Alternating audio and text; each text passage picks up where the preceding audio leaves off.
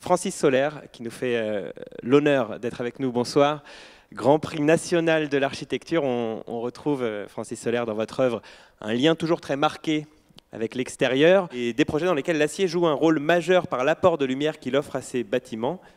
Je vous laisse nous en parler, peut-être un mot avant, ou alors vous l'avez sans doute prévu dans votre introduction, sur le titre, là encore, qui m'interpelle, La lumière, hygiène mentale, substance troquée. Est-ce aussi poétique que le titre de votre voisin? Vous allez nous le dire. Oui, merci. Bonsoir à tous.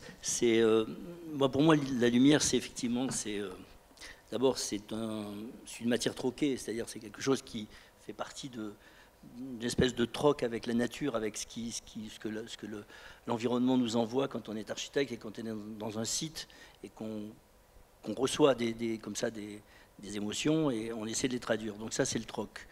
Et puis l'hygiène mentale, c'est parce qu'on a appris dans notre génération que la lumière était le jeu des volumes, c'est un savant sous la lumière, etc. C'était Le Corbusier. Et tout ça, à un moment donné, ça nous a un petit peu fatigués parce qu'il n'y avait pas que ça. La lumière sculpturale, c'est très important, mais moi, je suis un Méditerranéen, je viens du Sud, et la lumière est une hygiène mentale. C'est-à-dire c'est vraiment quelque chose qui se prend par la quantité, quand on est méditerranéen, je veux dire, la lumière, c'est physique, c'est pas juste comme ça quelque chose d'esthétique. C'est quelque chose qui vous pénètre, c'est l'étranger, c'est Camus, c'est tout ça, quoi. C'est-à-dire, il y a une espèce de puissance dont on ne peut pas se séparer. Donc, moi, il y a déjà une vingtaine d'années, et il s'avère qu'aujourd'hui, ça commence à s'avérer un peu plus exact avec les soucis, les problèmes qu'on a tous sur l'environnement, c'est-à-dire cette espèce de côté un petit peu à la fois mental, mais en même temps physique de la lumière. C'est-à-dire que pour moi, c'est une thérapie, tout simplement. Et depuis que je travaille, tout ce qui m'intéresse, c'est la lumière en quantité, avant d'être en qualité esthétique architecturale. Ça ne m'intéresse pas moins, parce que ça fait partie des paramètres qu'un architecte doit avoir dans son bagage pour travailler, mais ce n'est pas ça que je cherche.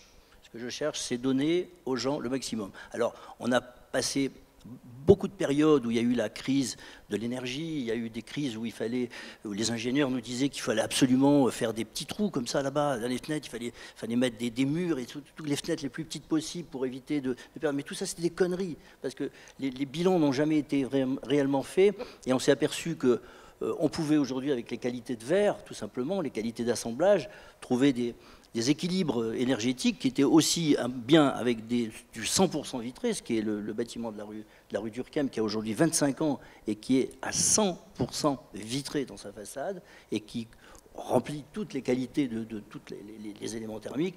Donc, tout ce qu'on vous raconte, c'est des conneries, quoi. Voilà ce que je veux dire, c'est tout. Donc, à partir de ça, on travaille, non pas sur la manière de faire, mais qu'on nous donne des objectifs et on s'arrange, nous, architectes, à respecter des objectifs à notre façon à nous. Alors, il y a deux sujets que je voudrais aborder. C'est d'abord, pour moi, l'architecture, il y a toujours deux thèmes. Il y a le thème du logement. J'ai beaucoup fait de logement et du logement social. Cette opération, c'est l'opération sociale qu'on a partagée avec Rudy Ricciotti, Anne Geipel Anne Demians et Finn Geipel sur la partie d'Auteuil, c'est-à-dire à la porte d'Auteuil. Donc, il y a deux bâtiments sociaux. C'est ça dont on va parler. Donc ça, c'est la lumière, on le voit bien sur ces images, c'est-à-dire c'est une façon de faire rentrer la lumière dans des appartements sociaux. C'est des 63 mètres carrés, et c'est comment donner aux gens le maximum de lumière. Et là, on ne peut pas faire plus, puisque c'est la trame entière qui est ouverte à 100%. Et puis, il y a un deuxième sujet, c'est les équipements. C'est un autre sujet. On ne traite pas la lumière dans les équipements comme on le traite dans les logements, mais en même temps, il n'y a pas besoin aussi de fabriquer toujours des esthétiques particulières pour les équipements. C'est-à-dire que si on se contente tout simplement de mettre des planchers, des poteaux et des grandes façades, on fait rentrer le maximum de lumière à l'intérieur des équipements qui sont toujours plus profonds que les logements, donc il faut chercher la lumière la plus grande possible, la plus haute possible pour qu'elle aille le plus loin possible. Alors, on dit effectivement que la lumière n'est pas aussi quelque chose de simple et qu'on trouve à chaque fois, où on aurait des codes comme ça, les architectes, où on ferait à chaque fois un peu les mêmes réponses pour les mêmes sujets. C'est pas vrai. Chaque sujet a sa réponse particulière, et on va le voir avec 5 ou 6 projets que je vais passer assez vite. On traitera bien évidemment du centre de recherche d'EDF, du ministère de la Culture, des logements de la rue Durkheim, des logements de Passy et des bureaux qu'on a fait pour Vinci Immobilier sur ce qu'on appelle les frigos dans le 13e arrondissement. Alors d'abord Auteuil, donc bâtiment à gauche, à droite, gauche c'est Rudy Ricciotti, le mien est à droite. C'est un bâtiment qu'on partage à 4, donc Anne de Miance est au milieu et Fingappel est en pointe sur la porte d'Auteuil. C'est des logements sociaux, c'est des logements qu'on a construits à 1 700 € du mètre carré pour Paris Habitat. Et avec ça, débrouillez-vous. Donc on a essayé de faire en sorte qu'on ait des structures les plus simples possibles et que toute cette lumière, toutes ces façades, même si elles s'apparentaient au bâtiment d'à côté, qu'on voit de l'époque, on va dire d'avant, où on voit des murs en briques avec des percements, comme on faisait il y a encore à peu près un siècle, on va dire, où aujourd'hui, on essaie de dématérialiser ces façades pour que les gens aient le plus d'accès possible à ce que j'appelle l'hygiène de la lumière. Donc les bâtiments sont toujours très simples, on va dire c'est des bars avec des noyaux. Les appartements sont obligatoirement traversants pour moi parce que alors on a imposé, c'était très difficile parce que la multiplication des noyaux posait soi-disant un problème économique, ce qui une fois de plus est faux, puisqu'on est toujours resté dans les éléments économiques qu'on nous donnait. Les transversaux sont juste des parois qui sont tout simplement qui permettent de cloisonner les appartements, mais tout est libre, c'est-à-dire qu'il n'y a qu'un élément transversal central, enfin longitudinal central et des poteaux de façade, et ça nous permet comme ça de libérer le maximum les façades avec un système de parois qu'on a piqué sur les bistrots parisiens, c'est-à-dire c'est des cloisons comme ça qui se plient et qui permettent d'ouvrir 100% de la façade, parce qu'il ne s'agit pas de donner 100% de vitrage à un usager, il suffit aussi de pouvoir lui permettre d'accéder à 100% de sa surface vitrée, à 100% de son balcon et éventuellement à 100% du nettoyage de sa façade, qui est très important dans le logement. Donc voilà 3 pièces classiques, 3 pièces en appartement, qui on le voit dans différentes positions, qui est un 3 pièces sociales de 63 mètres carrés, donc avec un séjour et une cuisine longitudinale qui permet d'avoir plusieurs couches successives avec une grande ouverture qui fait 4,80 m de long et 2,80 m de haut et qui permet comme ça d'avoir aussi une véranda en première partie pour ramener le maximum de lumière dans un appartement qu'on a voulu profond puisqu'on le veut traversant. Donc le système, on le voit ici en bas à droite, c'est tout simplement, comme je disais, des panneaux qui se plient, hein, comme on a déposé avec Choucault comme ça un modèle qui a été industrialisé, qui a été remis et qu'on a partagé, d'ailleurs Anne Demian, Fingappel, Rudy et moi, c'est-à-dire qu'on a le même système, puisqu'on a mutualisé, on a mis une méthode au point qui permettait de mutualiser l'ensemble des paramètres techniques et fonctionnels des 4 projets de façon à baisser les coûts. Ce que nous avons obtenu, puisqu'on est à peu près, comme je l'ai dit, tout à fait, on n'a aucun dépassement de prix dans cette opération. Et on n'a pas eu plus d'argent que qui que ce soit. Donc ça, c'est l'opération, celle de Rudy.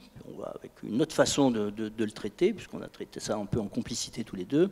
Et voilà un peu la manière dont lui a assemblé un petit peu des panneaux, avec des panneaux vitrés devant qui amènent à la fois des reflets lumineux, mais en même temps qui sont aussi des parts acoustiques, des éléments acoustiques, puisqu'on est sur le boulevard Suchet, un boulevard un peu plus bruyant que mon bâtiment à moi, qui donne sur la Villa Montmorency.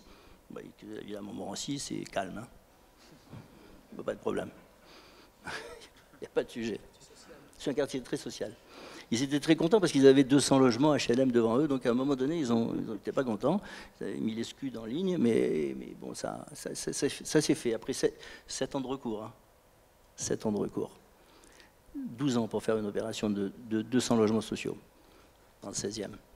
Donc voilà, on voit ici les 2 bâtiments, celui de Rudy et le mien. Donc c'est à chaque fois sur le même principe de maximum de lumière dans le logement. Comment faire en sorte que on peut arriver à des systèmes assez ouverts, assez dématérialisés, comme tu disais, assez abstraits, et qui sont différents. C'est-à-dire que l'idée étant de fabriquer à la fois une œuvre commune, mais en même temps chacun de pouvoir le traiter à sa manière.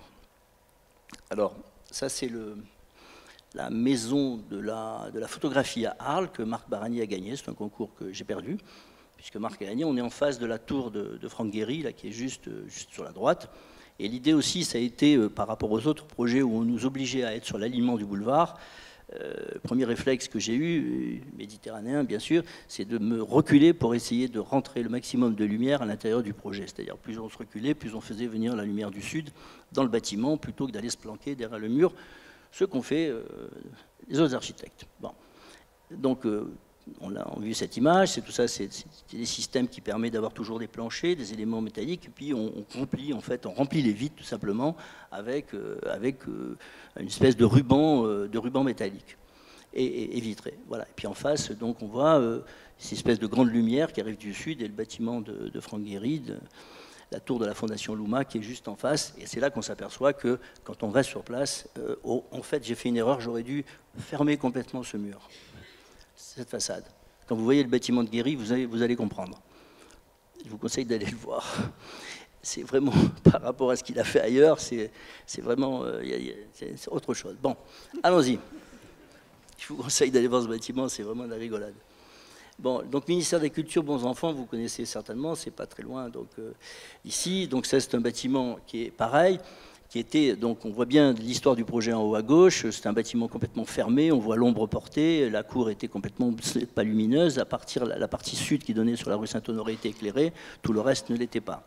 Donc le premier réflexe a été d'enlever un bâtiment de pignon et de diffuser la matière qu'on enlevait, on la répartissait ailleurs tout autour, pour ouvrir, comme on le voit en bas à droite, le maximum de lumière. Ce qui a fait dire à la personne qui s'occupait de ça que c'était un des premiers projets, on va dire, sociaux de la répartition de bureaux, c'est-à-dire dans les bureaux. C'est-à-dire qu'il n'y avait pas de façade de sud qui était attribuée, comme il s'était déjà préparé à le faire, aux chefs, on va dire, au ministère des Cultures, il n'y a que des chefs, hein, c'est un ministère où il n'y a que des chefs. Mais il y a des chefs qui sont plus chefs que d'autres chefs. Donc les grands chefs étaient en bas sur la partie sud, et normalement, donc, le petit personnel devait être derrière. Donc on a essayé de faire en sorte que tout le monde soit logé à la même enseigne, tout le monde ait la même lumière dans tout le bâtiment, de façon à créer ce qu'on appelle une hygiène collective sociale. Voilà, donc, comme je disais tout à l'heure, la photo est un petit peu brûlée, mais je veux dire, l'idée, c'était ça, c'est-à-dire c'était de faire en sorte, avec la résine métallique, de faire en sorte que la partie diffuse de la partie supérieure du bâtiment se noie un petit peu dans le gris du paysage parisien, et ce que j'ai amené, cette lumière l'amener jusqu'en bas, jusqu'au trottoir. Voilà quelques images donc, de cette résille métallique qui est en inox, hein, qui fait quelque chose comme plus de 12 mm d'épaisseur. Là, les lumières donc, qui pénètrent à l'intérieur, donc ça crée bien évidemment des tas de jeux de lumière, mais ça, pour moi, c'est presque plus pour l'anecdote qu'autre chose, puisque c'est pas ce que je recherche vraiment, mais on prend puisque c'est là. Par contre, ça m'intéresse davantage, c'est-à-dire c'est d'avoir des aspects lumineux à l'intérieur des bureaux qui permettent d'avoir une personnalisation, je dirais, de l'espace. C'est-à-dire que les gens qui étaient rentrés là, dans ces espaces-là, avec la résie devant au début, étaient contre, parce qu'ils pensaient qu'on allait les enfermer, une espèce de cage de Faraday. Enfin bon, on m'a traité de communiste, anarchiste, j'ai eu droit à tout. Et puis finalement, après, en gros... il y avait le choix entre les bureaux avec la résie et les bureaux sans la résie. Ils ont tous été dans les bureaux avec la résie. Donc ça montre bien qu'il suffit juste un peu de temps d'acclimatation et d'habitude sur tout ce qui est nouveau.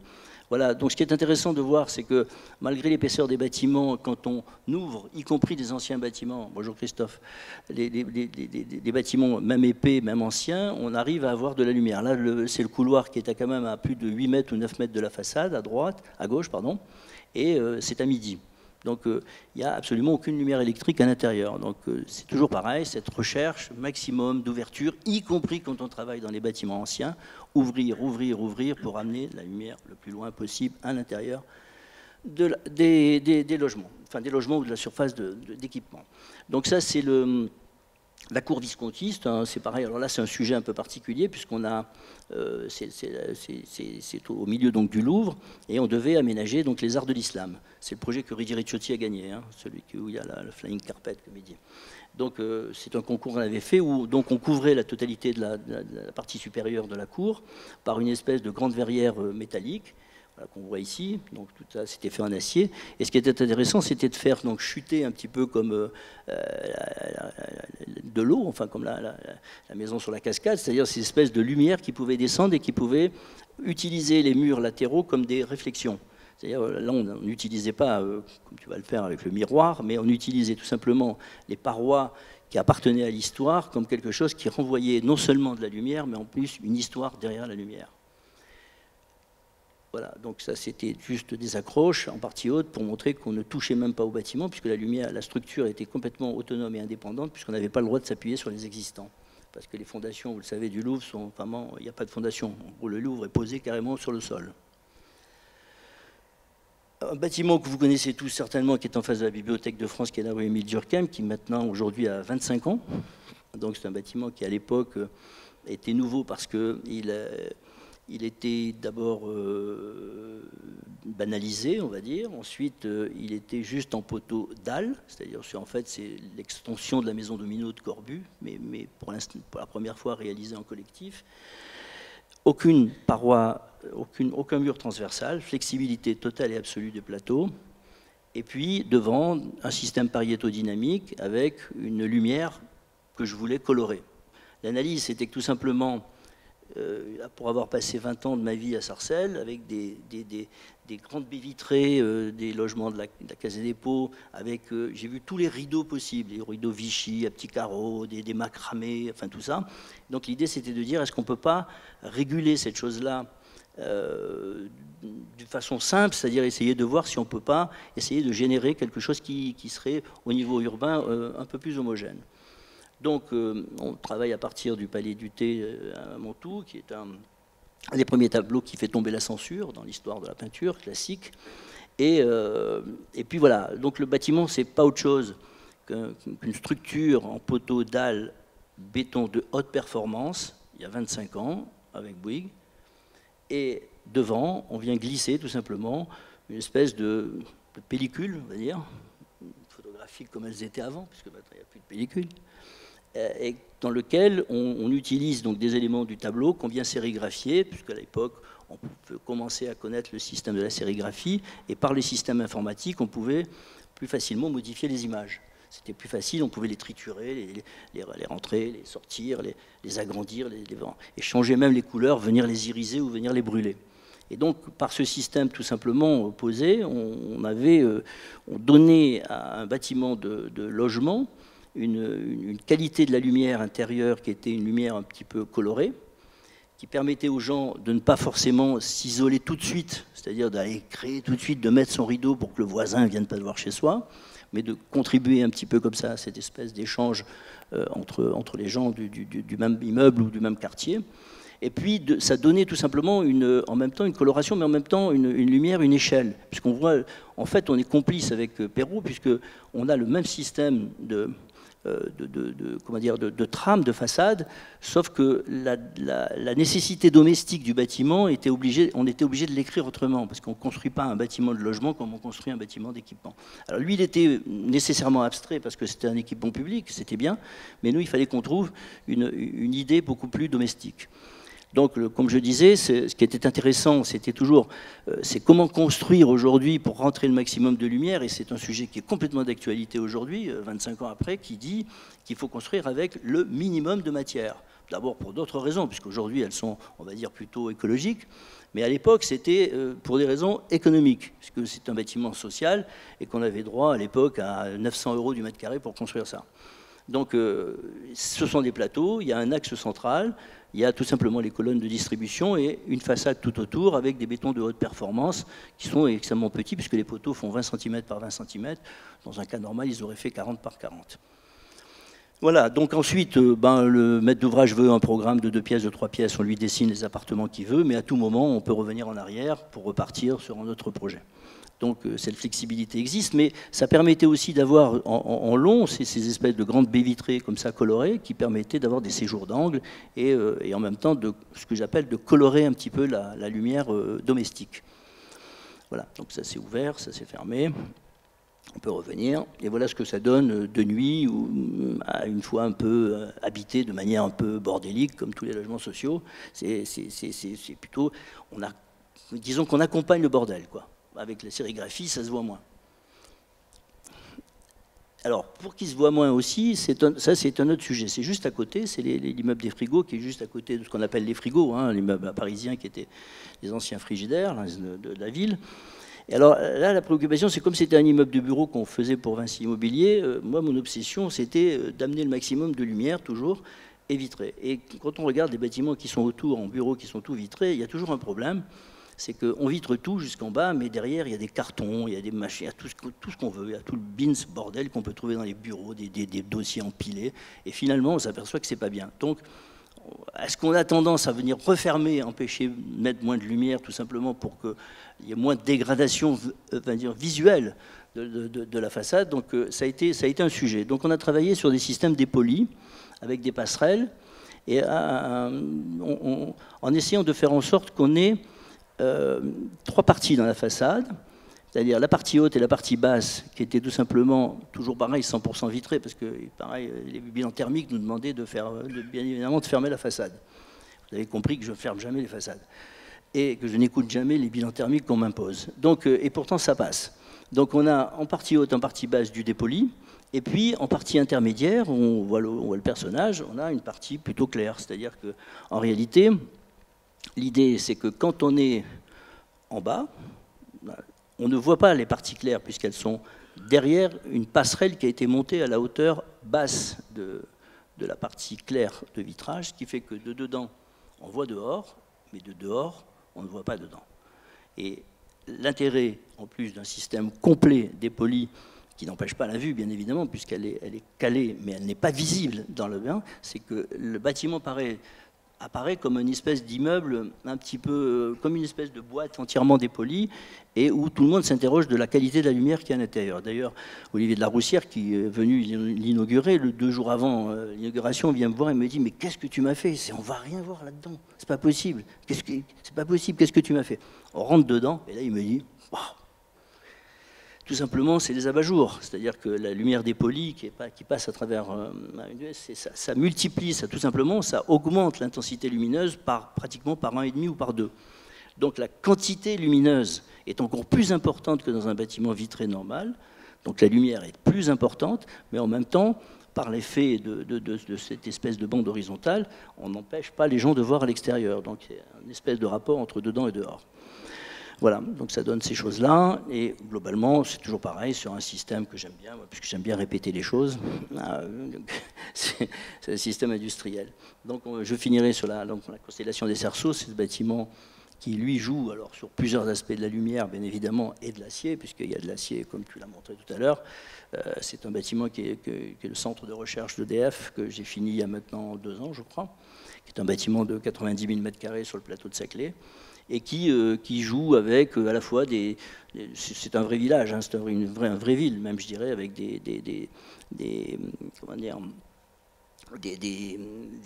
locaux de recherche propres, puisqu'il y a on va dire des bureaux, il y a un atelier qui permet d'expérimenter tout ce qui est de l'ordre du nucléaire, il y a des grandes salles de rencontres et même un auditorium de 500 places et un restaurant de plus de 2000 places en 2 services. Donc voilà, donc où qu'on soit de jour ou de nuit, chaque fois que vous faites une photo, vous tombez sur quelque chose un petit peu comme ça. C'est-à-dire qu'il y a tellement d'interactions entre ce qui se passe dehors et ce qui se passe sur la façade ou ce qui se passe sur le projet lui-même, qu'à tout moment, on en parlait, tu disais un petit peu tout à l'heure, ce qui est intéressant, c'est que moi je suis toujours empêché, parce que je veux dire, l'architecture c'est quelque chose qui est éminemment ancré dans le sol et immobile. Donc pour la rendre mobile, il ne suffit pas de la faire bouger comme on fait bouger les restaurants aux États-Unis dans les derniers niveaux des tours, mais il suffit tout simplement de trouver des dispositifs, notamment de lumière et de façade, qui permettent à tout moment de l'hiver ou de l'été, du jour, du matin, du soir, du midi ou soir, de faire en sorte que c'est le spectateur qui se déplace qui en fait fait bouger le bâtiment. C'est-à-dire que l'œuvre se déplace en même temps que le regard du spectateur. Donc c'est un bâtiment entièrement flexible, puisqu'il est, on le voit ici, sur les 2 pots, toujours pareil, vitré des 2 côtés. C'est des grands plateaux qui font presque 12 mètres d'épaisseur, dans lesquels on peut travailler, installer ce qu'on a envie. Mais pour ça, il faut que la lumière rentre à l'intérieur, donc les baies sont les plus grandes possibles. Donc ça, c'est des travail sur les bureaux, ensuite sur les cloisonnements et la flexibilité. Voilà ce qui se passe, par exemple, dans le restaurant.